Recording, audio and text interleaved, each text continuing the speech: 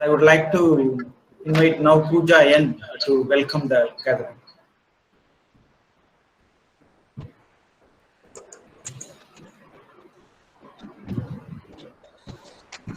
Good morning, everyone. It's a glorious moment to extend my warm welcome on behalf of Aditya School of Business Management. I wish to convey my heartfelt welcome to our respected guest chief guest, Dr. Archana Tulasidaran, faculty of Indian Institute of Plantation Management, Bangalore. Respected Sir Sukumar, respected Chairman Sukumaran Sir, Trustee Mr. Praveen Kumar Sir, Principal of our institution Dr. T. Somasundareshwari Ma'am, our beloved HOD Dr. N. Sundarapandian Sir, all the faculties of our institution, participants from India and abroad, and last but not the least, students of Aditya School of Business Management. I welcome each and everyone for this International Entrepreneurship Conclave 2021 Innovation and Entrepreneurship Program Developing Entrepreneurial Mindset session. Now I request our beloved head of the department, Dr. N. Sundarapandian Sir, to facilitate the chief guest of the day. Over to you, sir. That's really great. Thank you, Pooja. So, a warm greetings and very good morning to our chief guest, Dr. Archana Tulasidaran, the faculty of Indian Institute of Plantation Management, IIPM, Bangalore.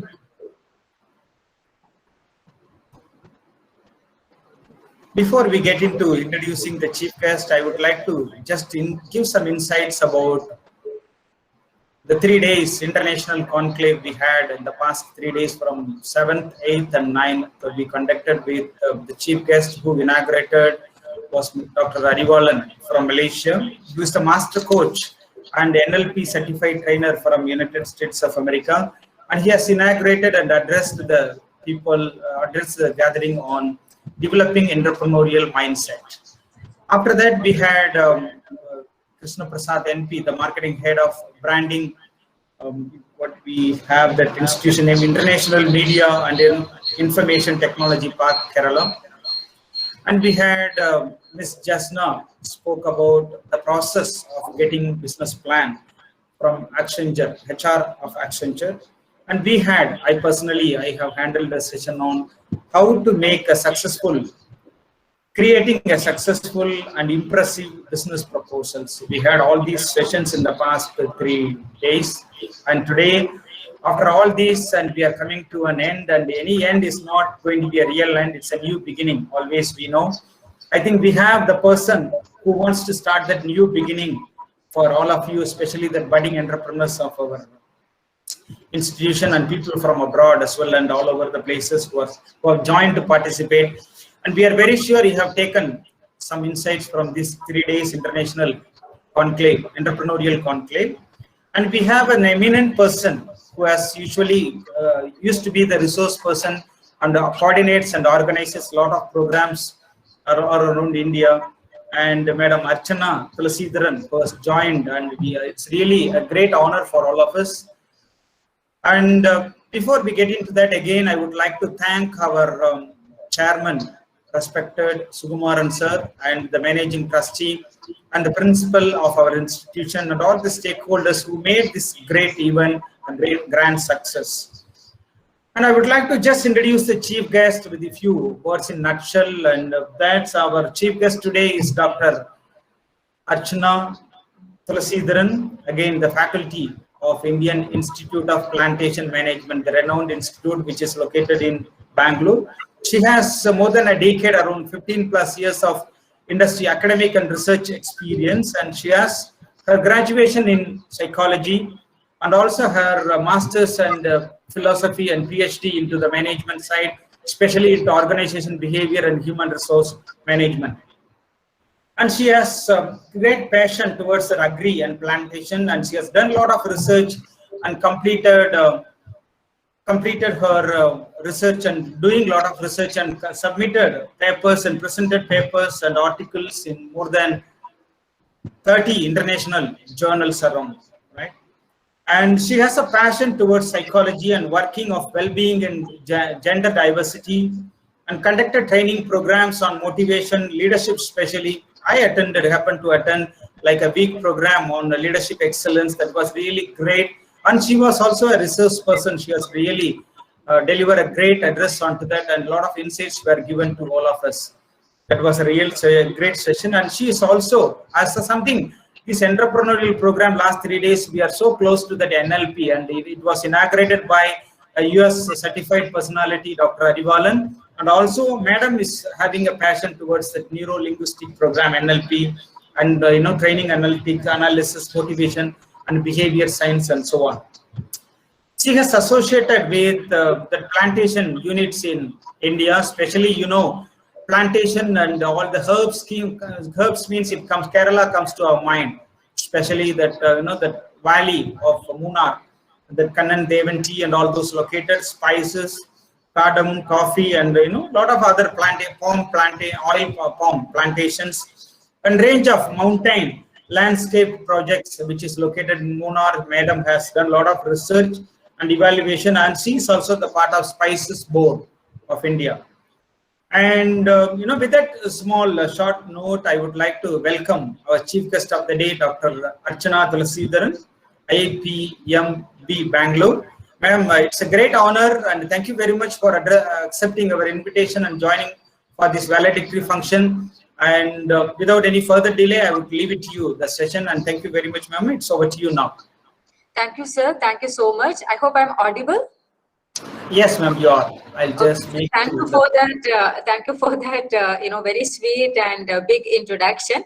In fact, I remember when I coordinated the program, we have to actually we need a lot of interactive sessions. So I was so happy and honored to have you as one of my candidates. Where you have participated a lot. We get a lot of candidates, but how many candidates will participate in the program? So I'm very honored to have you for the program, sir. Thank you so much. And in fact, I'm also very proud that Aditya School of Management, you're coming up with a lot of initiatives like Entrepreneurship Enclave, so that you can build and but a lot of entrepreneurs.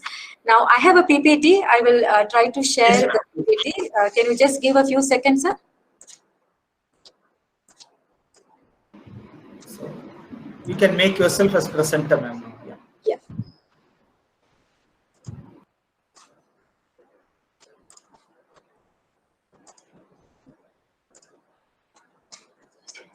I hope you can see my screen.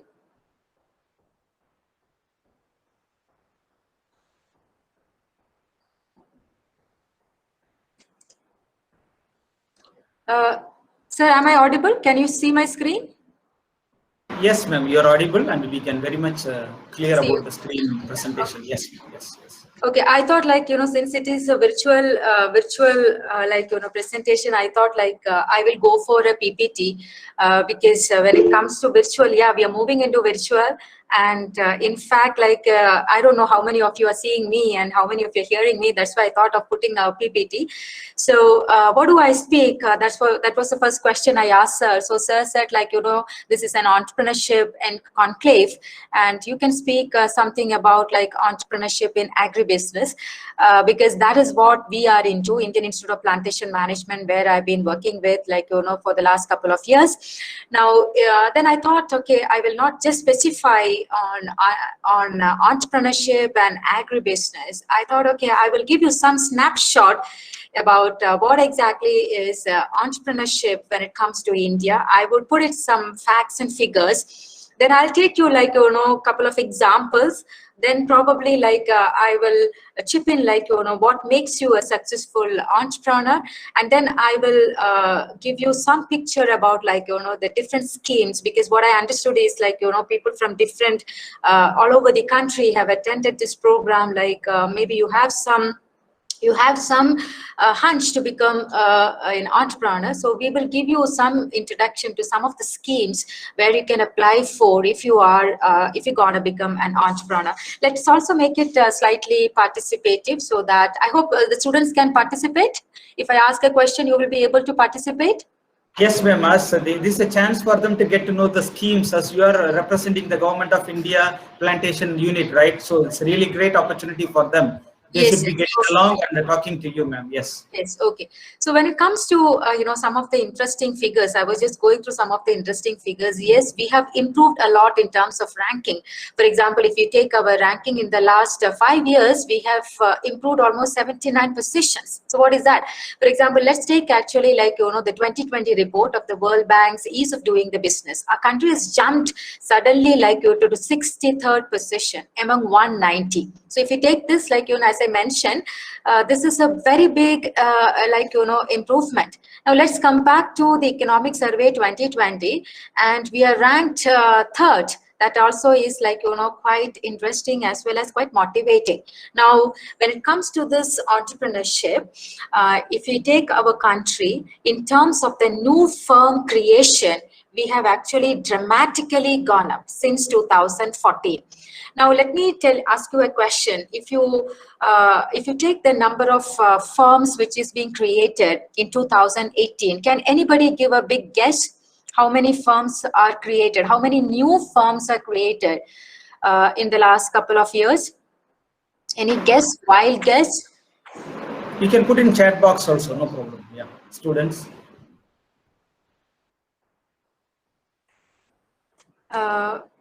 Okay, then I will. Anybody?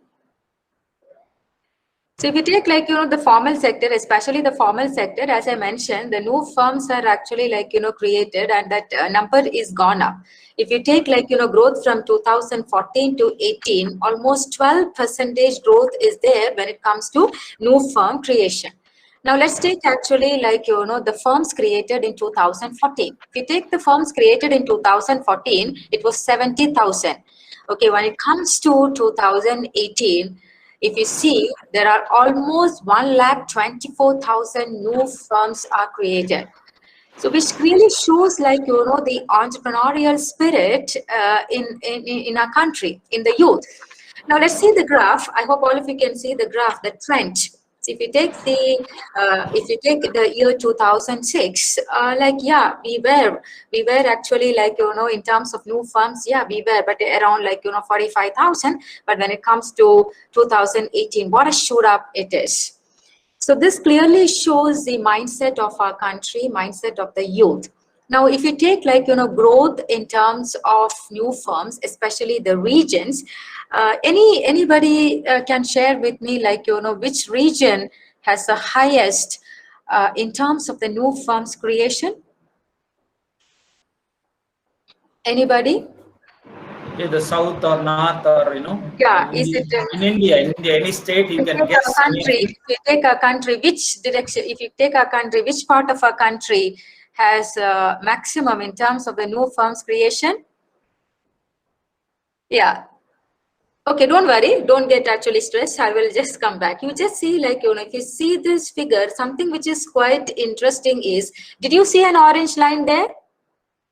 Did you see an orange line? So this orange line is actually showing there is a shoot up. It was actually in a very lower level and it is actually shooting up, and that orange line is where we belong to, that is South India.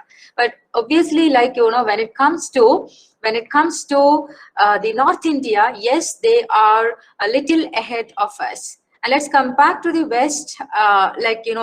West was actually if you take West, it was in the highest level, but slowly if you take 2019, they are now below North and South. Yes, obviously when it comes to Northeast, it is slightly lower. Why is it slightly lower? I will probably come towards the end of the presentation. Now let's come back to actually some of the information. If you take the Ministry of Corporate Affairs 21 database, something which is very interesting is if you take the sectors, probably you also know, you might have actually discussed in this last 2 days in your conclave, service sector has the highest number of firms, startups, when it's compared to manufacturing, followed by manufacturing, and then agriculture, and then infrastructure. Now, if you take district-wise, there is some difference. For example, if you take service sector, Delhi, Mizoram, Uttar Pradesh, Kerala, and Andaman and Nicobar Islands, these are the places where the emphasis is more on the service sector. Let's come back to Jharkhand, Himachal Pradesh, Bihar, Jammu, and Arunachal Pradesh and Mizoram. They are more into infrastructure. Let's come back to Gujarat, Meghalaya, Pondicherry, Punjab, and Rajasthan. They're more into the manufacturing service.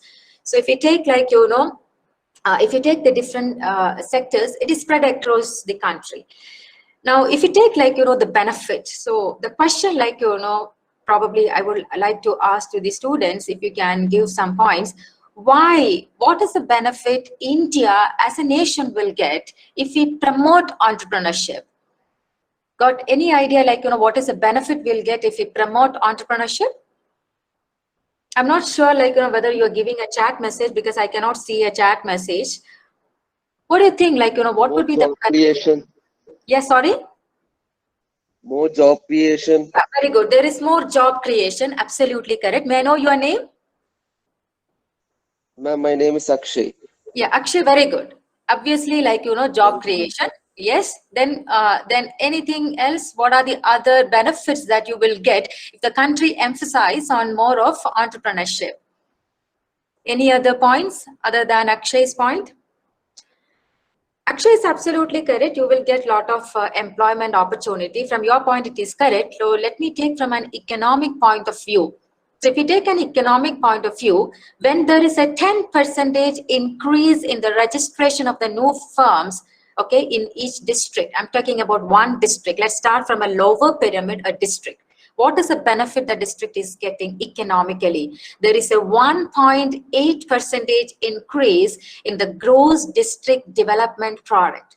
So this comes actually like, accumulate to the state level, and ultimately this leads to the contribution in terms of the GDP growth. So that's the reason why we thought we will, not just for the employment opportunities, it is overall the gross district development product. In other words, we call it as the GDDP.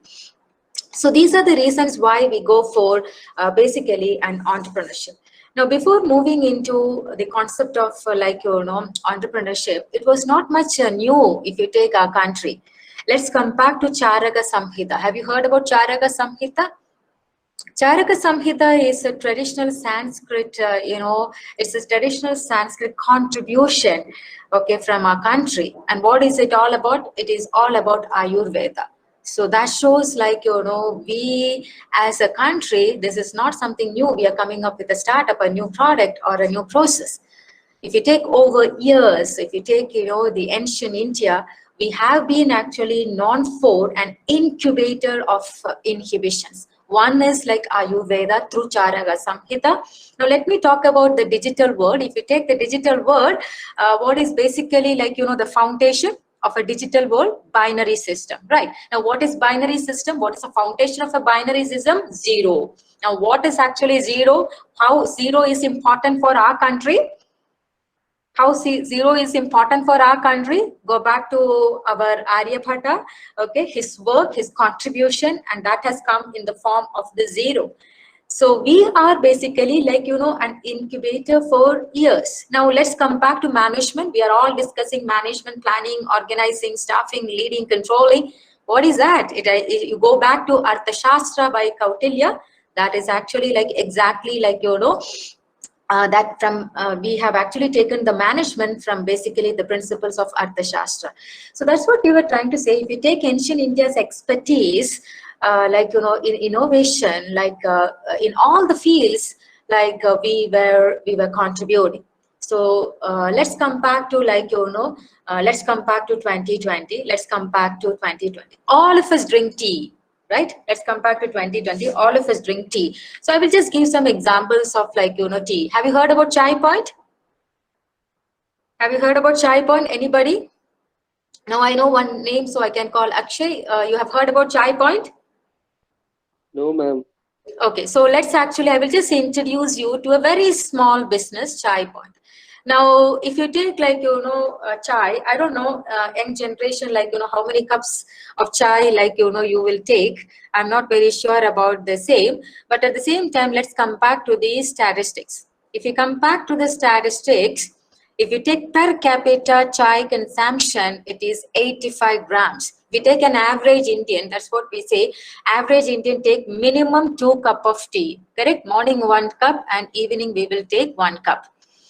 Now, if you take the history of this tea, It's not actually like, if you take our, because we are also involved in tea, so that's the reason why I thought of taking chai. But more than that, chai is not for Indian Institute of Plantation Management.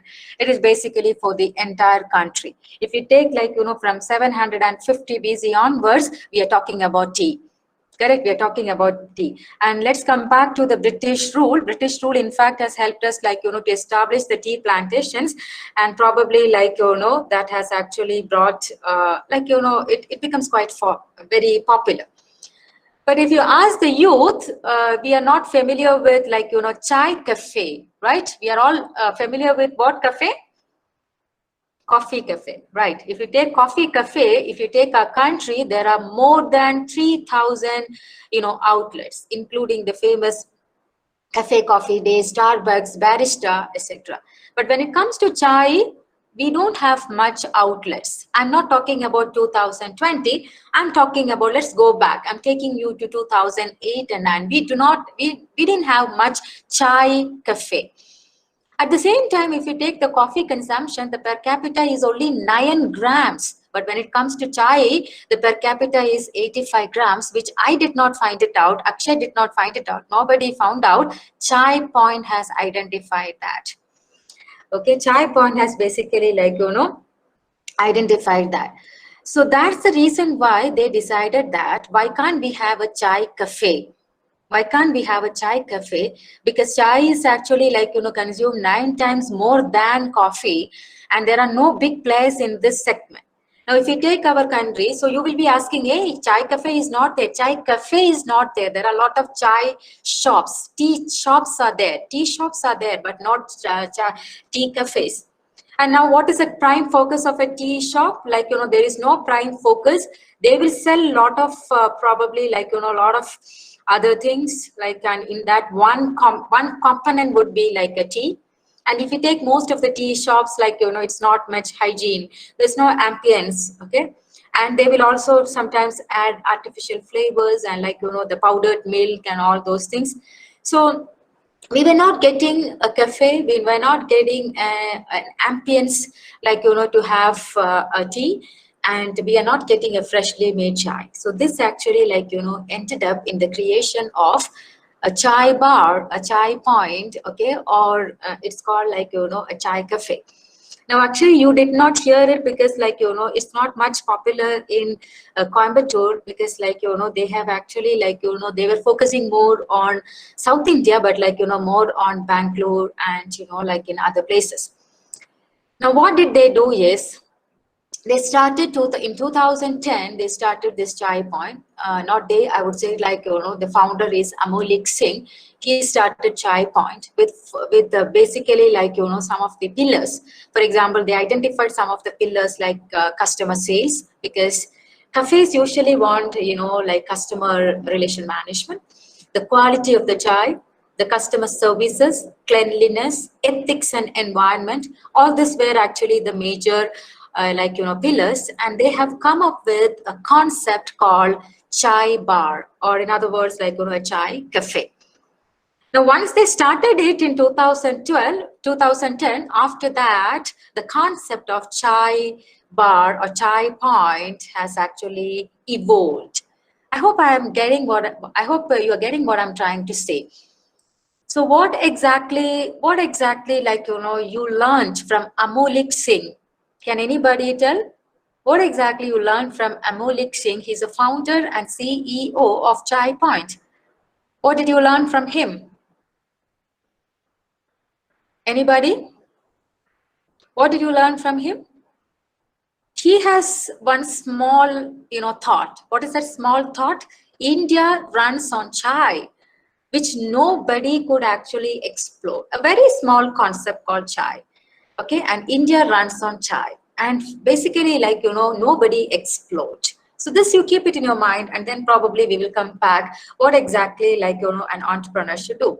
Now, what did he didn't stop there. He started there, and like, you know, he did a lot of like, you know, innovations in the chai points. For example, like, you know, a lot of vending machines. Earlier, it was only known for coffee vending machine. So chai vending machines have come. Then they were actually expansion of the business through e-commerce. They were doing a lot of, you know, expansion. See, if you see, like, you know, did you see in the right side, like they have come up with like, you know, some delivery flask, because they started like, you know, something interesting called chai on call. It's not like, you know, you need to go there and like, you know, get the tea. Like, you know, people can lie down on the bed and you can order the tea. Yeah, it's something like, you know, a question mark, probably like, you know, grandparents and our parents probably will question, what is this youth? You're ordering the tea. Yeah, probably like you're at office that you can order, or you are actually like, you know, at this is the trend of you know, the youth. We call it as the Y generation. They have a digital spirit and an entrepreneurial spirit, and basically like, you know, their lifestyle is completely different. And if you see like, you know, each and every aspect, they have come with an innovation. For example, the flask that is made of like, you know, a biodegradable material with some fiber and all those things. So it is environment friendly. And see the innovation in that, and cashless payments, okay, and special rewards and discounts. That is a promotional strategy. The delivery experience, for example, like they have used electric delivery bikes. So what I'm trying to say is, when it comes to a product, they have completely come up with an innovative idea. And then what did they do? In each and every aspect, they were coming up with innovation. And they also come up with something unique that is environment friendly. Probably I will tell you, because when it comes to biodiversity, tea is basically tea plantations. Tea plantations are harming the biodiversity using, you know, the pesticide usages and a lot of like, you know, other factors. That itself is a big topic of discussion. So why did they do this is, tea plantations are harming the biodiversity, which is a question mark. And we are in fact like, you know, trying to come up with strategies where how tea plantations can conserve the biodiversity.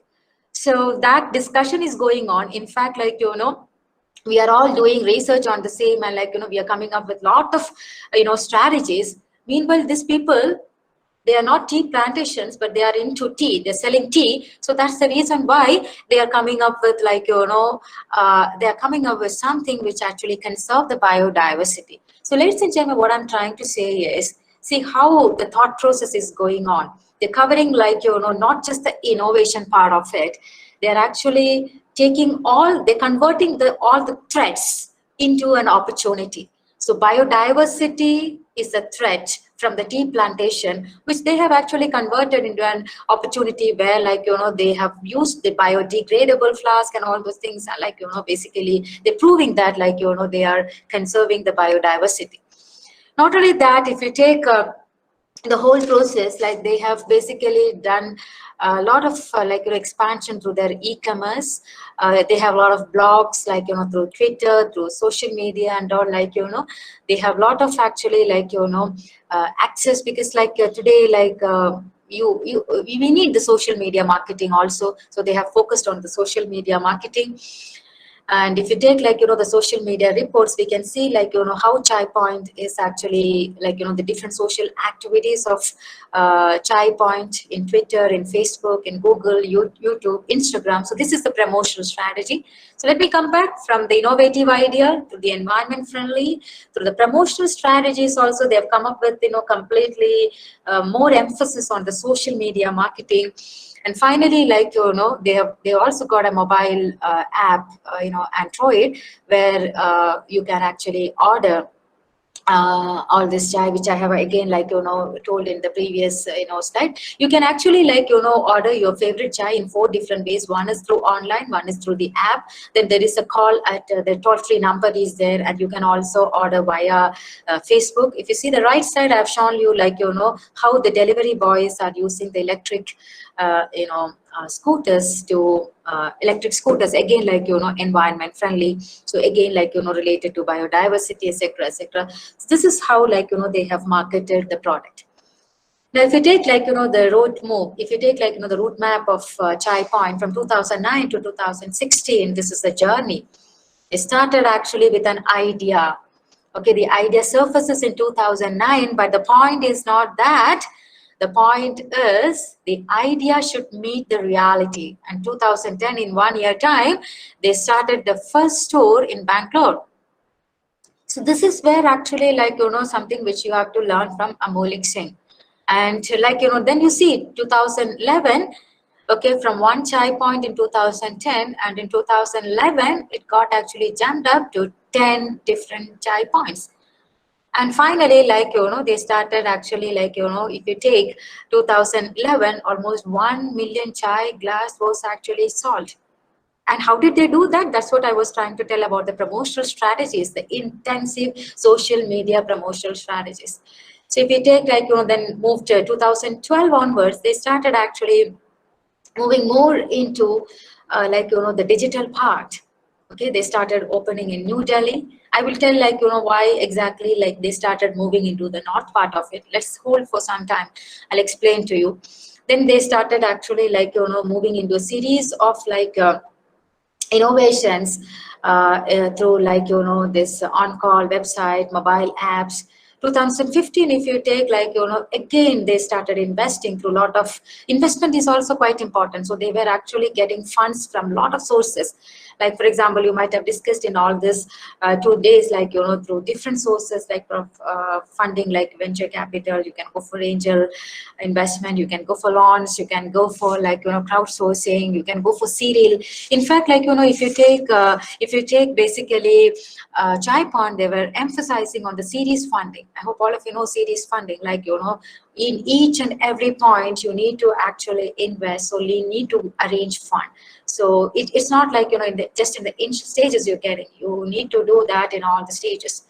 And finally, now they are like, a question which we are stopping here is, they have actually like, moved completely into like, into digital, where they're using artificial intelligence and the cloud system, for the POS or in other words, like, to manage the customers. And they have launched, their own software, their own cloud system, and that's known as like, the Boxy, which they launched in 2016.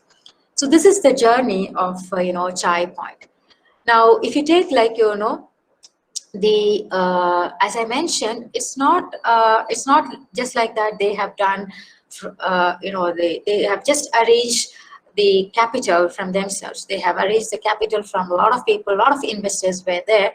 In fact, the main leading investor was 8 Rod Venture. And finally, if you take 2019, okay, in this whole journey, the revenue, and that to 2019, the revenue is around 1.3 billion Indian rupees.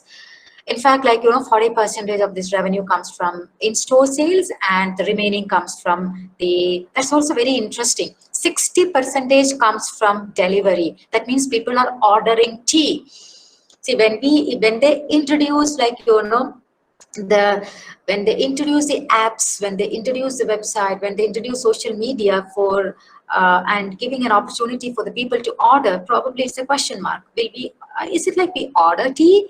But 60% of the revenue comes from actually like, the delivery. Now the question to the class, okay, this is one example which I would like to, which I wanted to share with you.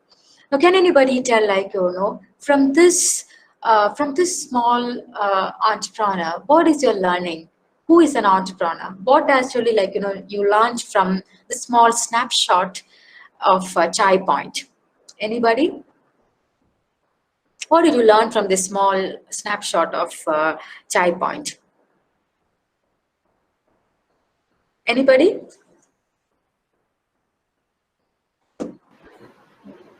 What did you learn from this small snapshot? Opportunities can be surprising. Sorry? Opportunities can be surprising. Opportunities can be surprising. Yeah. Okay. Who is this? May I know who is this? Yeah, ma'am, Akshay. Again, Akshay. Yeah, Akshay, I appreciate, like, your initiativeness. Okay. So opportunities are surprising. In other words, like, can we say that can we say that, like, why do you say that it is surprising? Because we all didn't know that from chai we can make this much profit. Yeah, we didn't know that from chai we can make this much profit.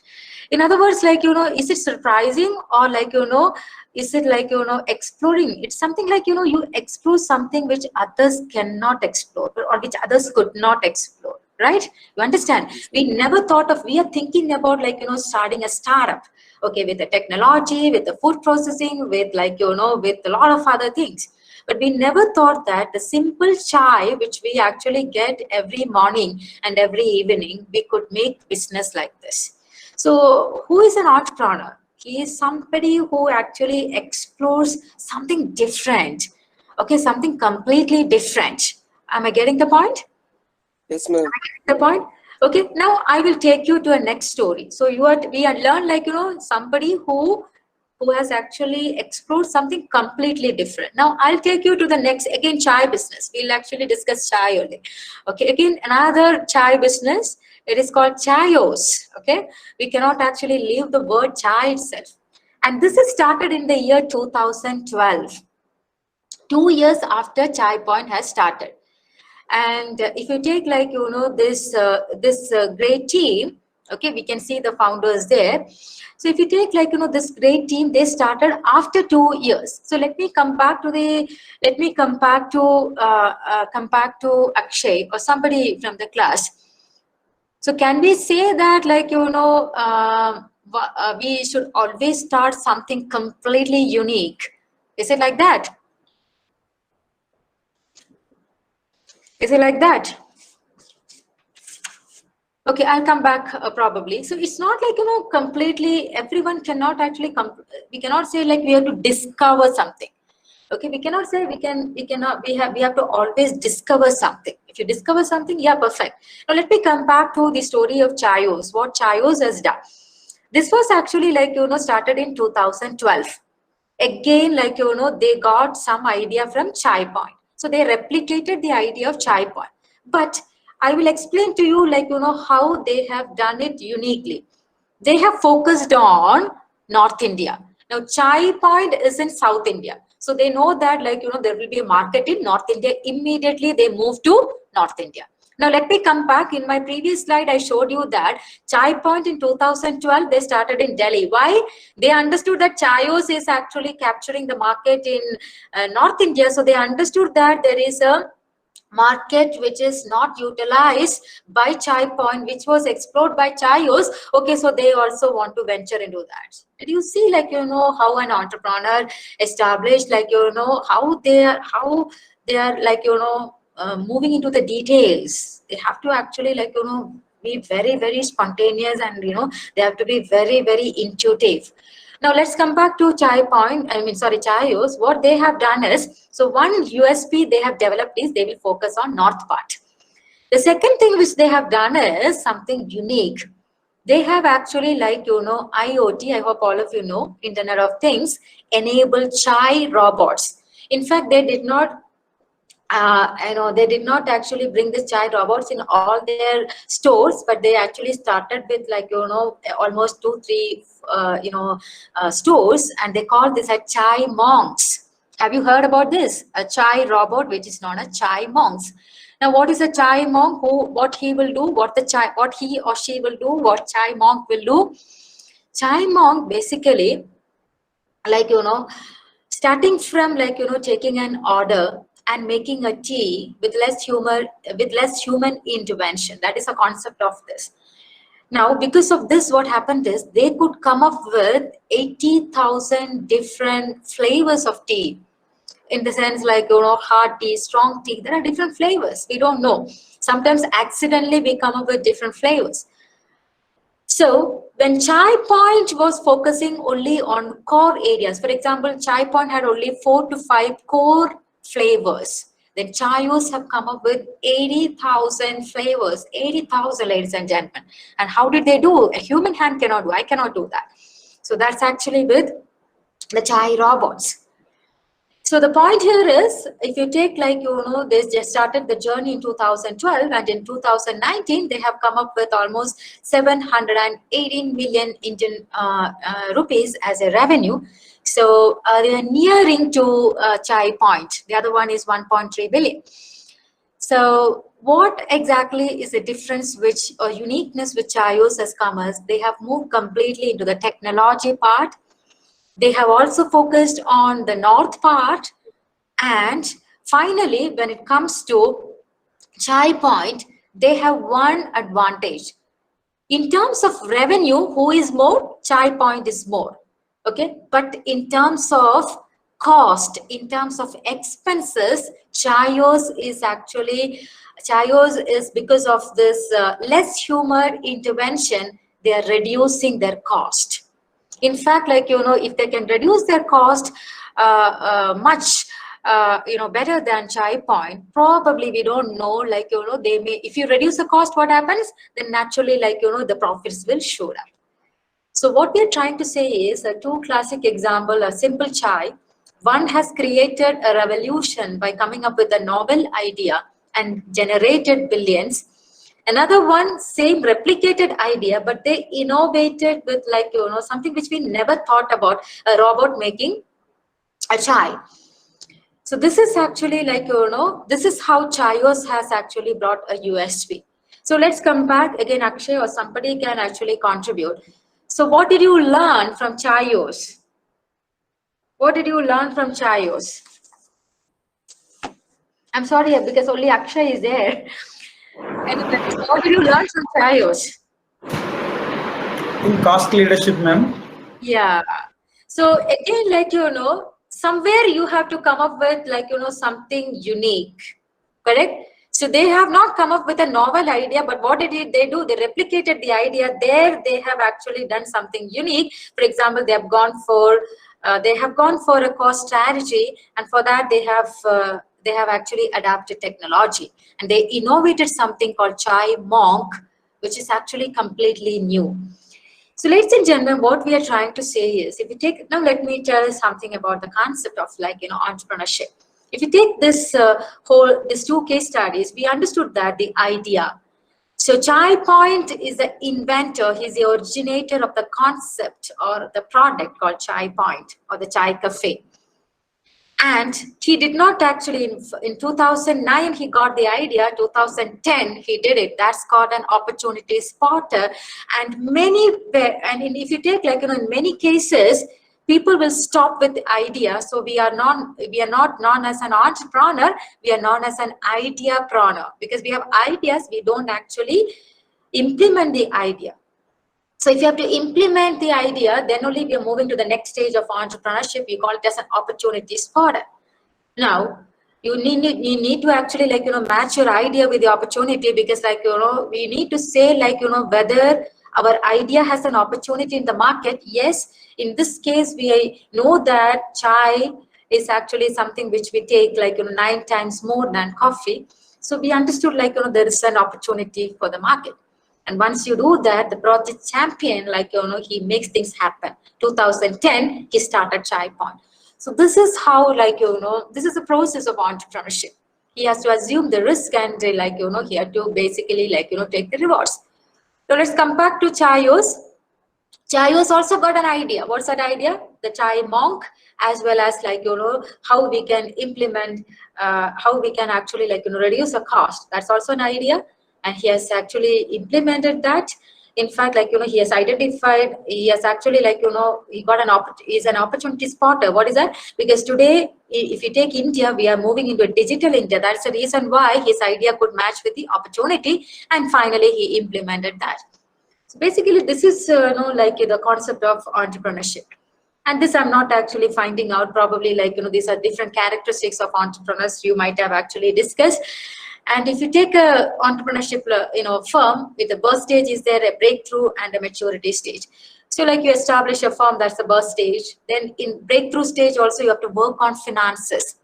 See, let's come back to Chai Point and Chaayos. They have actually in the birth stage, they have actually crossed that and they moved into the breakthrough. In breakthrough, what they are doing, for example, in 2016, What Chai Point is doing is they are actually like moving into digital. Why? Because they got a competition from Chayos. So they also understood that they also have to move into more digital. They have to implement IoT. So for that, like then only probably they will be able to again be in the driver's seat in Chai Cafe. Otherwise, Chayos will take the driver's seat.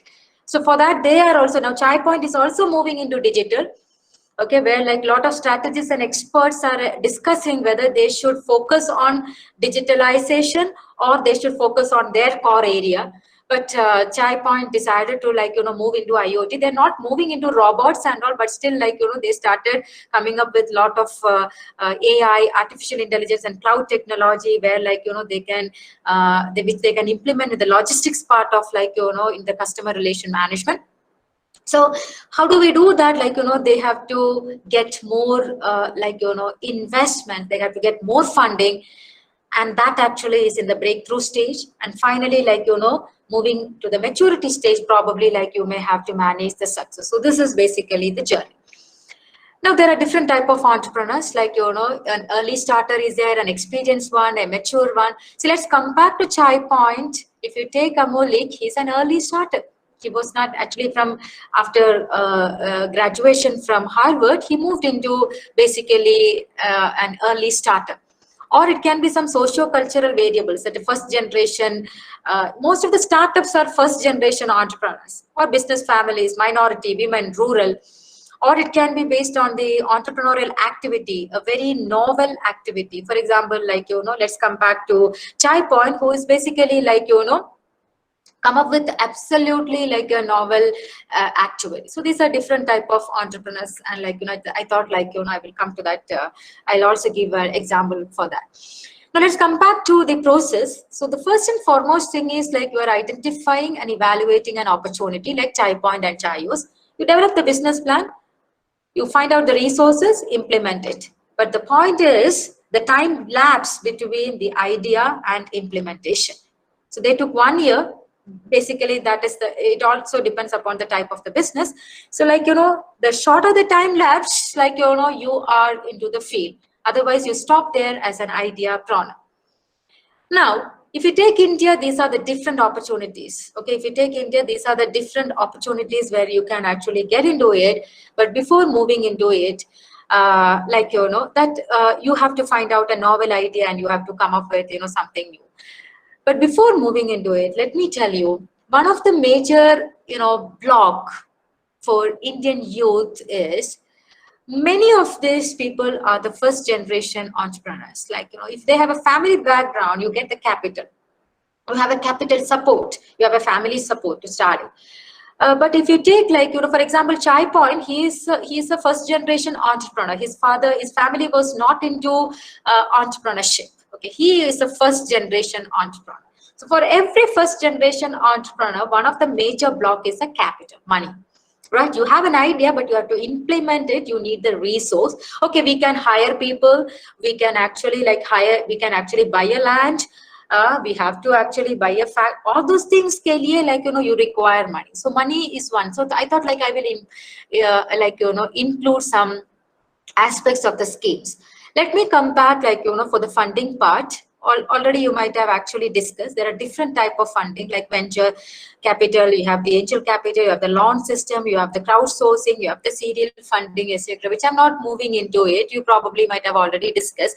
But I will just introduce you to the government schemes. There are a lot of schemes, ladies and gentlemen. I cannot actually come up with all the schemes, but I just wanted to tell you that there are a lot of schemes.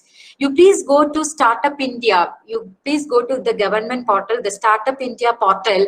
You will get all the schemes. Okay, I will just help you to understand, just to motivate you. For example, one of the schemes which I would like to mention is the Pradhan Mantri Mudra Yojana. This actually is if you want to actually get a loan. Okay, I will come back to like what type of firms you can start, etc. These loans are given by commercial bank, RRBs like rural banks, small finance bank, MFIs, NBFCs, everywhere you will be available. You can go to the portal. For example, if you go to, I have mentioned the portal name there. If you go there, you can apply directly, for the loan. Now the question here is like there are 3 categories, but before actually moving into it, I will come to the last part of it.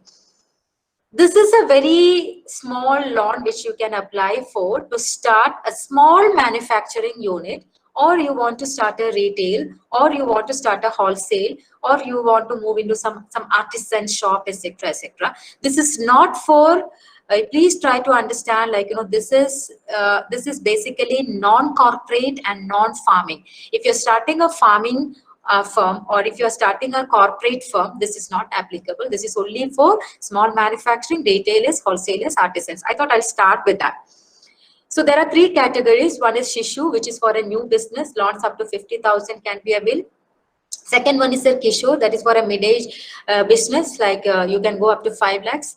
Third one category is a Tarun, which is an existing experienced business. Loans up to 10 lakh can be availed for this. I have also mentioned this is only for small units. Okay. Now, if you take if you go to this website, you will get clear picture about how you can apply for a loan if you are going for the first option. Because I assume that most of you are actually starting a new business and you are all in the startup stage. Now, the second scheme which I would like to introduce is the venture capital assistance schemes. This is basically for agriculture. So suppose if somebody is interested in agriculture, if you want to actually start an agri-business firm, because that is actually, so if you take agriculture and food processing, these are 2 sectors where there are a lot of scopes. And this is basically promoted by the Department of Agriculture, Corporation and Farmers Welfare, coming under the Ministry of Agriculture.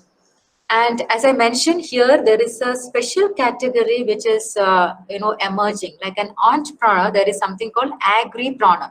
Who is an agripreneur? Somebody who is starting a business in agriculture, in an agribusiness. Okay.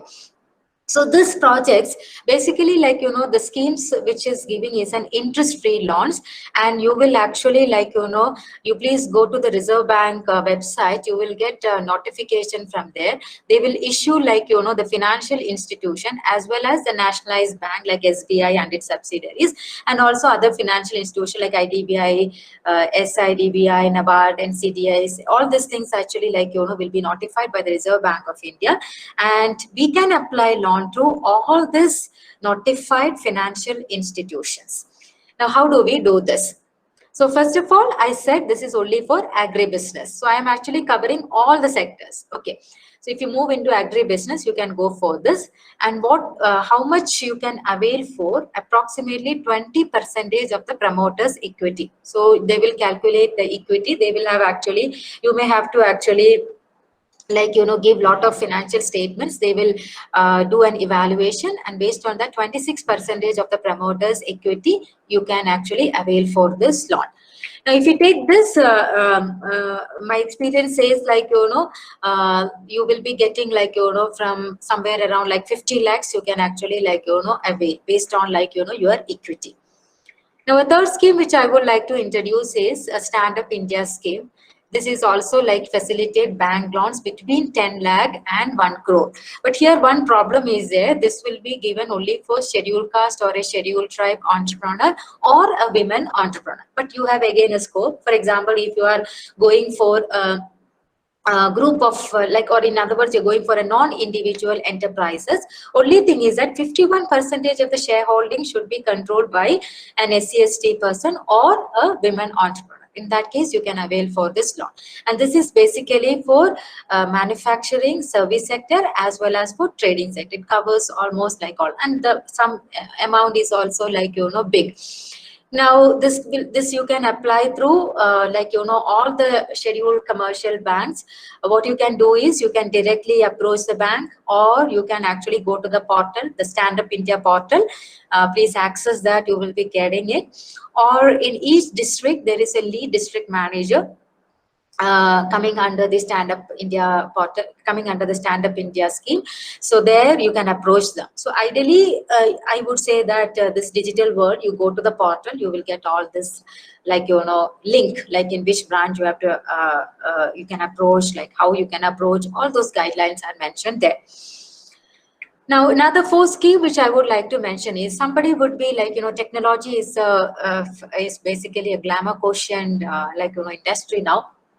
So this is exclusively for electronics and information technology. So basically, like, this will provide financial support to MSME as well as some technology startups. So you can actually, like, go for a technology incubation. Basically, you should be a technology incubation enterprise. Okay, or a startup which is located in any incubation center or a park. That is actually compulsory. Okay, that is that certification from an incubation center or park is compulsory or mandatory. And after that, like, we should also, like, fulfill some of the like, the guidelines. The guidelines will be given by MSME. Time to time they change that, but at the same time they will give some specified limits related to number of equipments, investments in terms of machinery, etc., etc. If you clear all those eligibility criteria, you can avail for this scheme. A fifth scheme is there, creation of, this is basically for food processing. So we have covered a lot of sectors. Now we will come to food processing. Food processing is a sector where you have a lot of scope, where even the, if you take the project cost also, it will be high. So that's why the, like, if you take, like, the numbers you see in crores. So you get actually, like, 35% of the eligibility project cost. For example, you calculate the total project cost, 35% you will get it. So maximum of 5 crore you can actually get 35% of your total project cost. That means up to 5 crore you can actually go for. But if it is North State, means you get almost 50. Now, who is eligible? Any company, any private partnership or a proprietary, or like, public or a private company or NGO, cooperative, self-help group, all these actually companies are eligible for this 35%. Up to 5 crore you will get it. The sixth scheme is, I will quickly wind up. I think my time is also, like, shooting up. I think I have to stop at what time, sir? You can go ahead, madam. It's interesting. Maybe a few more. It's the last session. No issues. I have actually a couple of schemes also. I just introduce, and then no problem. Please, ma'am. Please. Thank you. So we have actually a sixth scheme. This is called Prism. Basically, this is for individuals. This is for a startup, as well as, like, this is for a small scale startup, as well as this is for an autonomous organization also. Okay, registered under the Societies Registration Act. A lot of educational institutions are sometimes, like, registered under the Societies Registration Act also. They are also eligible for this. Now, what exactly is this? This is actually, for example, there are different categories. If you take, like, the phase 1, category 1, any Indian citizen, including a student innovator, can apply for the scheme.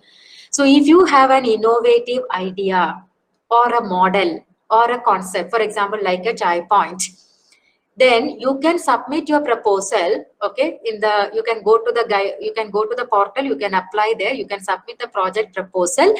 If you have only a conceptual idea, okay, or a product or a prototype or a model, then you will get a maximum support of 2 lakhs. In other words, like, approximately 90% of the total cost you will get it. Now, the second category is, okay, you are going to implement it. For example, the fabrication of the working model. Okay, in other words, like, you have to test it, or like a technology transfer or a patent, etc. In other words, you're starting an innovation. Okay, an innovation incubation. In that case, actually, you will get up to 20 lakhs. Now, a phase 2 is there. This is for enterprise. For example, you are basically, like, starting up a technology based innovation, and you are getting a patent, and then you are starting something. You are starting an enterprise. You are starting a new enterprise. In that case, almost 50 lakh you will get it. And finally, like, if you are starting an R&D, that is applicable for autonomous institutions. Okay, sometimes research institutions or an educational institution, if they want to start an R&D institution, R&D component in their institute, where they are developing some agriculture universities, usually, like, we have food processing, where we have, like, some R&D institute where we will develop some innovative, our students sometimes develop some innovative, food products. For example, like, they're coming up with something called fruit skets, not biscuits, fruit skets. From fruits, like, they are coming up with some product, and, like, that's called fruit skets, etc., etc. So in that case, we can go for, again, R&D proposals, that is up to 50 lakhs. So this is another scheme if you are interested in something related to food processing. Okay, dairy is also another important area. So NABARD is actually like, coming up with some of the schemes. There is a dairy processing and infrastructure fund. So the owner has to contribute 20%, 80% actually will be, it will be actually, you can actually cover from the loan. And even the scheme, if you take like, the interest is also very less, almost like, 6.5%, and you will also get a repayment period of like, almost 10 years. So this is another fund for exclusively for like, the dairy processing and infrastructure.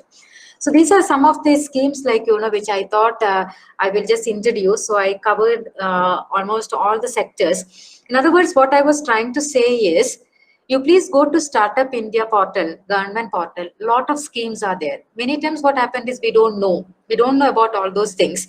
So there are different ways you can actually like, generate the fund. You can different ways you can generate the funds. What I was trying to say is, I just give a sample of 7 schemes provided by government of our country in order to actually like, in order to come up with like, some, in order to come up with a startup. And if you go to MSME site, you will get like, a lot of other schemes to start up like, a small scale or a medium scale industry. So I again, like, repeat, go to the Startup India portal. Probably you get N number of, like, if you say that left side, you will get each ministry of agriculture. So that agriculture schemes will come. If you want to start up something in agriculture, you go to that. You go to Ministry of Finance. A lot of schemes are coming for like, different like, sectors. You go to Food Processing Ministry, you will get it. You go to actually like, some other sectors like DST, so Science and Technology. There you will get some startups, some schemes like, for starting up something related to technology. So now coming back, like, I have a question, like, can we actually like, so what I was trying to say is, I was actually telling about India and the opportunity, when it comes to entrepreneurship. I gave 2 examples of like, how an entrepreneur should like basically like act. And third part was like, I was trying to come up with like, some of the schemes available to fund the project, because many times we stop it or we don't actually proceed because of the fund issue. So that was my third part of the presentation. And the fourth part which I would like to mention is, should we get some education to become an entrepreneur, or entrepreneurship is in the gene? What do you think? Entrepreneurship is in the gene, or is it actually like, we need some education or we need some training to become an entrepreneur? Okay, coming back, like if you take Steve Jobs, we have heard a lot of successful people where they do not have formal education and they have become entrepreneurs, like including Ambani, Steve Jobs, like we have, for example, Oyo Rooms. I hope all of you have heard about Oyo Rooms. Basically, if you take like Ritesh Agarwal, who is the founder of Oyo Rooms, he has actually identified this concept when he was very young. I think at the age of 18 or 19, he has come up with this concept. So there are successful people who have actually developed all this without actually much formal education. But if you take Chai Point, he is basically a Harvard graduate. Now my point is not that. I also was very interested to find out whether, because basically I'm a behavior science person, so I wanted to find out whether it's there in the gene or whether we can train. There are 2 schools of thought. So basically there was a study conducted in 2003 by Entrepreneurship Development Institute of India. And the study was quite interesting. In that study, they found out that majority of Indian youth, they have ideas and they're stopping as an idea-preneur. They're not actually like, pushing it to the next level. And the reasons which they've identified is, there is a lack of confidence. They cannot actually suddenly take risk. They don't know how to go about it. They don't feel confident. Many times they don't know how to go about it, etc., etc. So which clearly shows that that is a study conducted by EDI. Now, Economic Survey has actually identified something very interesting. They have identified that there is a correlation between education and literacy and entrepreneurship. So they were trying to find out, like in one of the slides, I will come back to the northeast part of it. So in economic survey, what they have identified is when the literacy rate of a state is shooting up, then the number of new firms starting is also increasing. When the literacy rate especially shooted up above 70%, okay, I repeat, when the literacy rate shooted up above 70%, then we could see a huge impact in terms of the new firms starting up, or in other words, the startups. So that clearly shows, like, you know, there is some correlation between, like, you know, the education, or like, you know, education as, and like, you know, when it comes to the startups. Probably, like, you know, economic survey was trying to find out when it comes to Northeast, somewhere, like, you know, the literacy rate is less. It is somewhere around 53%. So probably they have actually correlated the literacy rate and education sector and the role of all this training when it comes to build or shape the entrepreneur. So probably that's the reason why we have now, if you take, like, you know, our country, for the students, we have now lot of, like, you know, schemes. For example, one of the major thing which we have to note down is lot of incubation centers are there in our country. In universities and agriculture, lot of schemes are there where we can actually, like, for example, Aspire. Aspire is a scheme of central of government of India, where universities can apply for incubation centers. Okay, the livelihood incubation center, which is getting very popular. Technical incubation is also there. TBI, technical incubation, then livelihood incubation. So you can apply for the fund, and, like, you know, you can start incubators, and, like, you know, that will help the youth to get some you know, idea about, like, you know, becoming an entrepreneur. And there are a lot of other schemes also. For example, if you take, like, you know, schools, we have to start that from the schools. That's the reason why government has implemented the Atal Innovation Mission, where almost, like, you know, 900 schools they started actually promoting the culture of entrepreneurship. So it has to start from the schools, and so schools have this Atal Innovation Mission. Starting with schools, we move into the universities, where we have the incubation centers, and also curriculum, like management education. The curriculum also includes entrepreneurship. So I think, like, Aditya Institute of Management, you are in the right track, like, you know, where you have gone one step ahead and have done something called entrepreneurship, you know, conclave, rather than a simple business conclave or a marketing conclave or an HR conclave. So with this, like, you know, I stop my a small presentation. Any questions you have, or any? Hello. Yes, ma'am. Yeah. Yes, ma'am. I'm here. I think you know, we had a complete session today from you, ma'am. So total wrap up, we could see from giving 2 examples from South India perspective to North India perspective, how one concept was established and was extended to, you know, another region, and also the schemes. Especially, you have mentioned from basic, before even becoming a corporate, you can start a small business without even registering or anything. That's a real insights for our students, especially that upcoming entrepreneurs. And also we learned today that from the research, I think you do a lot of research on entrepreneurship, we know, and we learned from you today that entrepreneurs is not from the gene alone, it is, they can be also trained, right? So yes, you and I, the people who are participating today, don't think it's a gene, or your parents going to be entrepreneur or anything. As Madam said, Steve Jobs was from somewhere. And, you know, he just nurtured himself as a world-class leader. And when he died, you know, he let the world to see him all. So likewise, you can see the other members, you know, of our places, like you could see the Chai Point and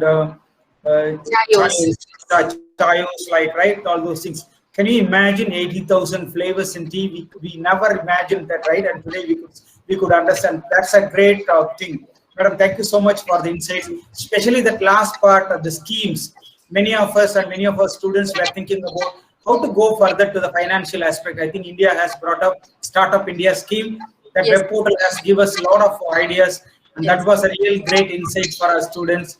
And the education now from 2015 to now, the last 5 years, is catching up very well on entrepreneurship. And you people, the students who are participating in this program, or the youth of now, the today, you know, the teenagers of people, you have that opportunity. And people before 2015, and maybe later, we don't know, but this is the era, and you people are really going to benefit out of it. and make use of it, become an entrepreneur? Are you going to just work for a company and earn something for like 20,000, 40,000 or 50,000 per month and settle? Or are you going to be a millionaire in 2 years, 3 years or 5 years time? That's in your hand. You're going to take it, the ball on you, and you got to get it. And that is the thing Madam has brought in. It's not from me. I just sum up what Madam has mentioned for the last 1 hour. That's a great insight, Madam, and thank you very much for being part of our International Entrepreneurship Conclave. And we, as I said earlier, we'll be sending an official note to make you as an advisor for our innovation and entrepreneurship cell, advisor of our Aditya ASP School of Business Management.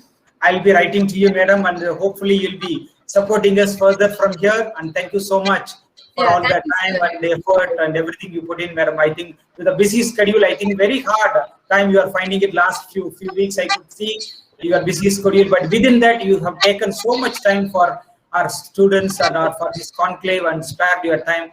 And I'm really grateful to you personally, as I know you, and also from the management, especially our chairman. He couldn't join today, but he has conveyed his regards and gratitude to you very much, and along with our team, academic team, and my personal gratitude to you. And with that note, I would like to invite Krishnaveni, our assistant professor, to deliver a vote of thanks. And thank you so much, ma'am. Thank you, sir. Thank you so much. To you, Krishnaveni, now. Thank you, sir. Good afternoon to one and all.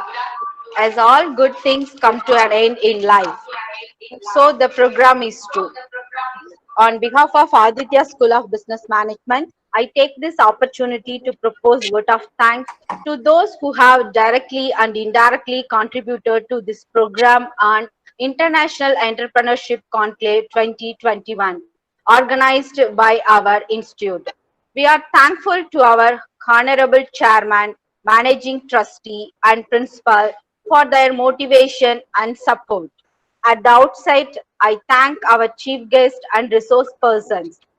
First, we thank Dr. R. Arivalan Ramaya sir, founder and director, Proxy Skills Training and Consultancy, Malaysia, who has certified John Maxwell's leadership coach and certified NLP trainer, USA.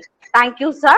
Then Mr. Krishna Prasad, Marketing Head, International Media and Information Technology Park, Cochin. Thank you, Mr. Krishna Prasad. Then Mrs. Jasna, HR, Assenger, Bangalore. Thank you, Mrs. Jasna. Today's wonderful chief guest, Dr. Archana Tulsiraran, ma'am, Faculty of Indian Institute of Plantation Management, Bangalore, for providing valuable entrepreneurial insights. Thank you, ma'am. Thank you very much. Along with key resource team, our ASBM Director, Dr. N. Sundarapandian sir, who has also contributed as a resource person. I would like to thank our director for his enthusiastic support. We are really enlightened with your knowledge and presence. Once again, I thank all key resource persons contributed past 3 days and brought us a lot of entrepreneurial insights and wisdoms. We thank participants from India and abroad. A special thanks to the organizing committee, teaching, non-teaching staff members for their unflinching support and coordination.